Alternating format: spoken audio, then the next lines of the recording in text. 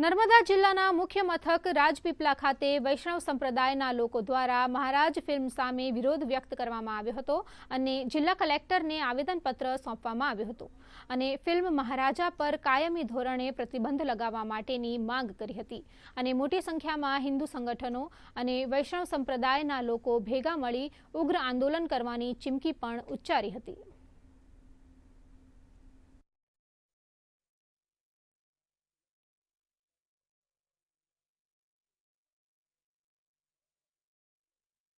ઇતિહાસને જ અનુસરીને અત્યારે પણ તેને ખોટે ખોટો ચગાવીને મહારાજ પિક્ચરમાં અમારા મહાપ્રભુજી વિરુદ્ધ બીજું બધું જે કહેવામાં આવ્યું છે તે અમારા આચાર્યો વિરુદ્ધ કહેવામાં આવ્યું છે। એ આચાર્યો વિરુદ્ધ જે કહેવામાં આવ્યું છે તેનો સખત વિરોધ કરવા માટે અમે આજરોજ અહીંયા કલેક્ટરશ્રીને આવેદનપત્ર આપવામાં આવ્યા છે અને આ અમારી રજૂઆત અમારી સરકારશ્રી સુધી પહોંચે તેમજ નામદાર કોર્ટમાં બી જ્યારે આ વિષય અત્યારે